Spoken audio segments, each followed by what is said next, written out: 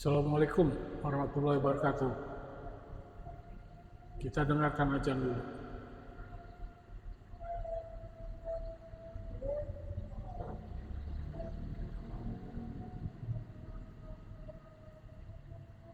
Assalamualaikum warahmatullahi wabarakatuh. Selamat pagi, selamat berjuang, merdeka. Saudara-saudara sekalian bangsa dan setanah air. Perkenalkan saya Ahmad Sahroni. Pengalaman saya sebagai auditor mulai tahun 1982 dan juga saya berpengalaman juga sebagai konsultan keuangan di berbagai perusahaan dan pernah juga menduduki beberapa posisi di perusahaan-perusahaan berbagai bidang usaha. Dan saya juga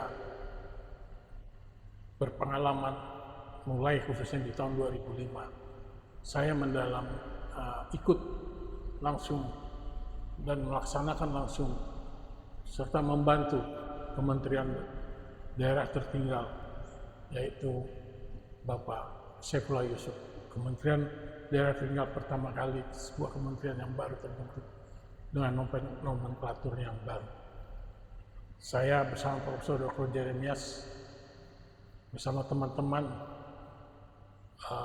alhamdulillah bisa menyelesaikan tugas walaupun ada tantangan di tingkat internal, dan kami bekerja tanpa kontrak, tanpa dibayar, tetapi kami ikhlas untuk negeri ini sehingga kami bisa menyelesaikan Renstra dan juga kami bisa menyusun RPJM Kementerian Daerah Tertinggal 5 tahun.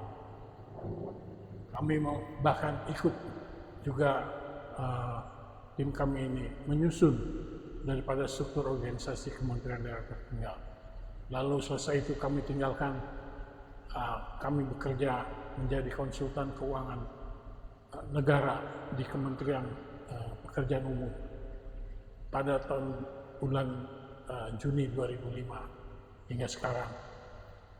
Saya waktu itu menangani hampir 300 SKPD lebih di 100 kabupaten dan hampir 25 sampai 30 provinsi di Indonesia. Adanya sebuah sinergi, kita ingin membuat sinergi antara dinas-dinas, 3 dinas, yaitu Dinas Perencanaan Bappenas di pusat, Bapeda di daerah, dan dengan Dinas PU dan Dinas Pertanian membuat sebuah program yang dinamakan program Wisdom 1. Di sana saya belajar banyak dan terus berkembang, dan saya mau belajar secara otodidak, mempelajari semua sebuah manajemen keuangan negara yang baru, dan akhirnya saya mendapatkan sertifikasi dari Ikatan Akuntan Indonesia sebagai ahli akuntansi pemerintahan. Alhamdulillah, itu pun saya kerjakan dengan otodidak. Nah, kenapa saya membuat video ini? Ini saya akan sampaikan kepada seluruh masyarakat bahwa saya prihatin di usia saya ini. Saya punya tanggung jawab terhadap almarhum orang tua saya dan keluarga-keluarga kami semua, di mana dulu mereka berjuang untuk bisa Indonesia ini merdeka. Saya merasa takut nanti di akhirat ketika mereka bertanya, mana tanggung jawab saya? Saya mempunyai pengalaman dan punya background pendidikan, dan sehingga saya membuat institusi yang saya namakan Institusi Pengawas Keuangan Publik Indonesia. Maaf, saya menggunakan baju seperti ini apa adanya. Begitu pula saya apa adanya. Nanti di dalam pembelajaran saya akan menggunakan pakaian yang lebih baik. Untuk itu saya akan perkenalkan dulu kepada saudara-saudara sebangsa dan setanah air. Apa itu Institusi Pengawas Keuangan Publik? Nanti saudara-saudara akan bisa melihat video ini, baik yang ada di YouTube, maupun yang ada di TikTok, maupun yang ada di Facebook.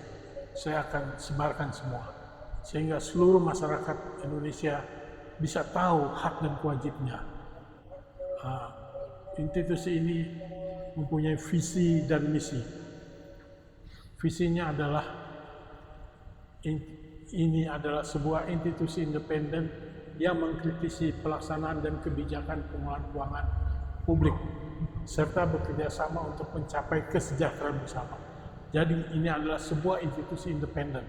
Saya berharap, saya sebagai pemerkasa berharap saudara-saudara khususnya yang mempunyai pengalaman, yang mempunyai keahlian, yang mempunyai keterpanggilan, ya, mari bergabung di dalam institusi ini. Kita bertanggung jawab terhadap anak dan cucu kita dan generasi yang akan datang. Kalau tidak sekarang, saudara-saudara memberikan pembelajaran kepada masyarakat kita, nanti kita di akhirat akan ditanyakan apa tanggung jawab kita, terutama kepada para pahlawan kita. Nah, kita yang sekarang tidak dalam keadaan perang, tapi kalaupun saya disuruh berperang menghadapi para koruptor itu, saya pun siap. Bukan saya takut, saya siap. Saya siap lillahi ta'ala. Allahu Akbar. Itu keyakinan saya. Dan saya mengajak semua, ya, anak bangsa Indonesia, siapapun Anda, agama apapun Anda, ya, suku apapun Anda, bahwa kita ini adalah pemilik negeri. Kita ini pemilik negeri. Ini sudah dihancurkan cara demokrasi. Ya, demokrasi yang dipakai ini demokrasi liberal. Dia kan demokrasi dari hasil daripada para pendiri negeri ini. Bukan. Itu mari nanti kita akan bahas semuanya ini. Mulai yang paling dasar, berdirinya Indonesia sebelum Indonesia dijajah. Sebelum dijajah, saya akan banyak memberikan, sehingga mempunyai misi organisasi ini. Selain visinya adalah sebagai institusi independen yang mengkritisi dan kebijakan pengelolaan publik dan bekerja sama untuk mencapai kesejahteraan, mempunyai misi. Yaitu misi yang pertama adalah institusi ini berfungsi mengawasi dan memantau keuangan negara. Keuangan negara itu adalah keuangan publik. Nah, itu adalah uang publik, uang rakyat, uang masyarakat, baik yang bersumber dari pajak, dari apa, termasuk juga dari sumber daya alam. Itu adalah hak rakyat. Hak rakyat pemilik negeri ini, bukan dari luar. Boleh investasi datang, tetapi itu harus kembali kepada rakyat. Apakah hasilnya itu mensejahterakan rakyat? Kalau tidak mensejahterakan rakyat, lebih baik rakyat yang mengelola. Siapa lagi teknologi apa yang tidak bisa rakyat lakukan? Kita semua mampu melakukan. Jangan Anda berbohong lagi, para birokrat, para pejabat negara. Anda dulu bekerja sebagai pejabat, apakah dirjen, menteri dan sebagainya, profesor, doktor dan sebagainya. Tetap kami konsultan yang membimbing Anda. Walaupun saya hanya cuma S1, itu fakta. Silakan tanya kepada Bapak yang sekarang jadi Menteri Sosial, Saifullah Yusuf. Tanyakan siapa Ahmad Saroni, Dr. Andes Ahmad Saroni. Saya bukan Ahmad Saroni, bendahara partainya Mr. Brewok, bukan, ya. Sekali lagi, saya anak Betawi juga, anak Tanah Tinggi. Hingga serta memastikan transparansi dan akuntabilitas dalam pengelolaan keuangan publik. Yang kedua, institusi ini memberikan pengetahuan bagaimana kepada publik tentang aturan-aturan pengelolaan keuangan publik itu, semua aturan. Bahkan kita memberikan simulasi-simulasinya dengan cara yang sangat mudah dan sederhana. Insya Allah, saya yakin, karena saya menggunakan bahasa yang sangat sederhana. Siapapun Anda, petani ke Anda, nelayan ke Anda, pemulung ke Anda, atau anak-anak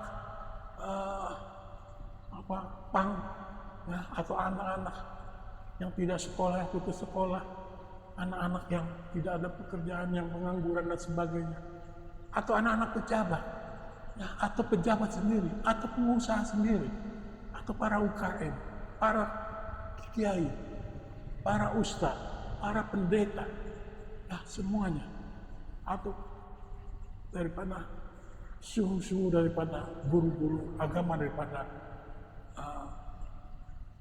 Buddha, agama Buddha atau agama ini. Saya akan sampaikan semua ini. Karena kita ini pemilik negeri ini. Ingat, kita ini pemilik negeri ini. Rakyat harus berdaya. Rakyat harus mempunyai sebuah kekuatan. Bargaining power. Harus bisa kekuatan yang sama antara pemerintah dan rakyat. Sehingga baru terjadi keadilan dan kesejahteraan di negeri ini. Salah satunya adalah bagaimana pengelolaan keuangan publik yang mereka kerjakan ini benar. Kita harus mengontrol, kita harus memberikan punishment. Kalau dia tidak bisa juga, kita punishment. Bagaimana caranya? Rakyatlah yang saya tidak memprovokatif, tidak. Saya hanya menyadarkan Anda semuanya, saudara-saudaraku. Ini semua karena tanggung jawab moral saya. Terserah Anda mau terima atau tidak terima. Bagi saya sudah melaksanakannya. Saya takut di akhirat nanti dipertanyakannya. Baik, jadi memberikan pengetahuan kepada publik tentang aturan pengelolaan publik, serta dan ini yang penting, hak dan kewajiban publik. Dan publik adalah masyarakat. Tadi saya sebut siapapun Anda, ya, untuk ikut mengawasi, memantau dalam pengelolaannya. Anda punya hak. Katakanlah Anda misalnya di desa, itu ada dana desa. Katakanlah Anda petani, Anda merasakan kesulitan apa, kan? Anda tanya, kan? Anda minta kepada kepala desa. Misalnya katakan ada masalah di pertanian itu, katakanlah misalnya ada sebuah gorong-gorong atau saluran air yang rusak, yang ini bisa berdampak daripada produksi petani. Anda tanyakan ke desa, ada nggak dana untuk ini? Kalau tidak ada, Anda semua punya hak membuat perencanaan tahun yang akan datang. Kan tiap tahun akan ada dana dari pusat, karena ada undang-undang desa. Inilah yang pernah saya lakukan di tahun 2005 ketika membantu Saifullah Yusuf membuat Kementerian Daerah Tertinggal. Waktu itu idenya sederhana yang saya sampaikan kepada Bapak Sudah Kuliah waktu kami berdiskusi. Saya berdua, saya satu, saya praktisi. Nah, kenapa penyebab ketertinggalan? Nah, itulah. Akhirnya alhamdulillah sekarang ada dan desa. Karena waktu itu fokus kita adalah bagaimana kita melihat ketertinggalannya itu dari paling tertinggal. Kenapa? Baru dari sana, tentu dari desanya, tingkat kecamatannya. Kita lihat apa penyebabnya dan apa solusinya. Itu semua rakyat yang bersangkutan. Karena ini sesuai dengan undang-undang perencanaan pembangunan. Hasil dari reformasi. Untuk apa reformasi ini sudah berjalan, sudah ada aturannya. Dan hasil daripada otonomi, undang-undang otonomi. Anda diberikan otonom.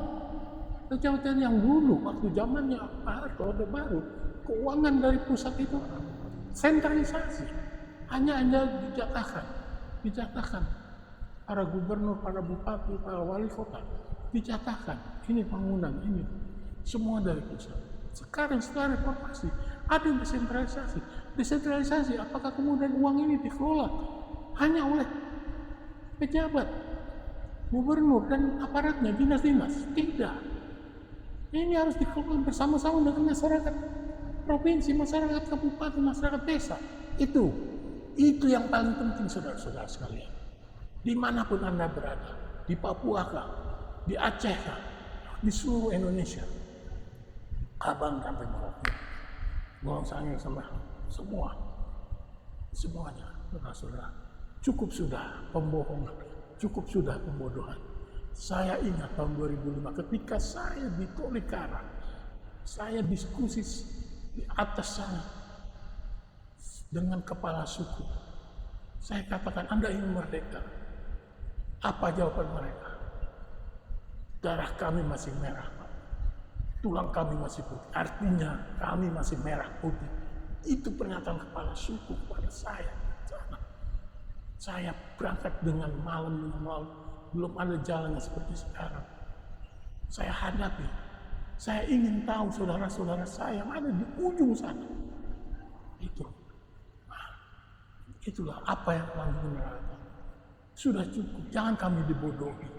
Itu masalahnya. Tolong para abad, sadarlah. Sudah cukup Anda membohongi rakyat.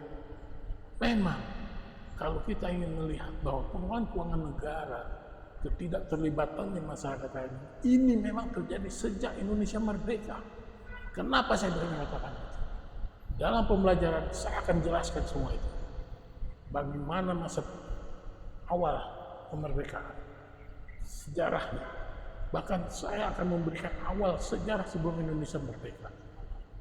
Bagaimana dulu kita begitu jaya dengan kerajaan-kerajaan Sriwijaya, kerajaan-kerajaan besar lainnya di Indonesia, dan hancur kemudian menjadi kesultanan, dan datanglah Belanda karena Indonesia ini kaya raya. Kita dijajah 350 tahun, ya, kemudian sampai kita merdeka, ya, dengan saya cerita panjang dalam pembelajaran, sampai akhirnya kita ketemu masa Bung Karno. Bagaimana pengelolaan keuangan, bagaimana manajemen dan sebagainya. Begitu masuk ke Orde Baru, demikian juga bagaimana kebijakan Orde Baru itu terhadap rencana pembangunan. Semua dikeluarkan pemerintah. Rakyat dibikin voting mess. Sampai detik ini, selesai itu masa reformasi, terjadi perbaikan dalam sistem, tetapi tetap rakyat tidak dilibatkan, walaupun ada undang-undangnya. Demikian. Nah, itu maka yang ketiga, saya berharap institusi ini bisa bekerja sama dengan berbagai pihak yang mempunyai visi misi yang sama dalam mencapai kesejahteraan bersama. Ini tujuan kita. Kita ingin kesejahteraan bersama, sehingga kesejahteraan itu harus kita ambil. Di mana kesejahteraan itu kunci? Di ekonomi, di pengelolaan keuangan publik. Itu kuncinya, saudara-saudara. Silakan saudara-saudara yang berperan di bidang lainnya, di bidang hukum, di bidang politik, atau di bidang agama dan sebagainya.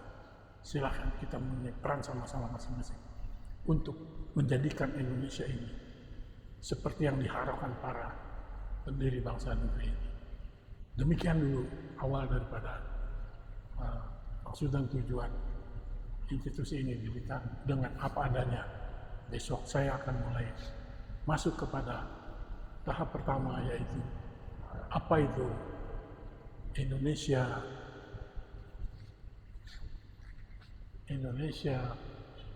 Financial Public Watch Institution, bahasa asingnya, atau institusi pengawas keuangan publik Indonesia. Demikian dari saya. Salam hormat saya. Mohon maaf kalau ada salah. Saya salut dengan Anda. Siapapun juga tadi saya masuk, termasuk tentara, militer, para hakim, para jaksa. Anda semua adalah pemilik negeri ini. Dan mohon maaf kepada investor-investor, cukup sudah Anda bermain dengan pejabat kami yang korup. Baik investor dari luar negeri, dari Eropa, Amerika, Jepang dan sebagainya, dan juga dari Cina. Itu tujuan kami. Maka sama ini saya mohon bukan pinjam maaf sebesar. Assalamualaikum warahmatullahi wabarakatuh. Selamat pagi. Salam merdeka. Indonesia harus bisa rakyatnya merdeka, sejahtera berdasarkan keadilan sosial bagi rakyat Indonesia. Wassalam.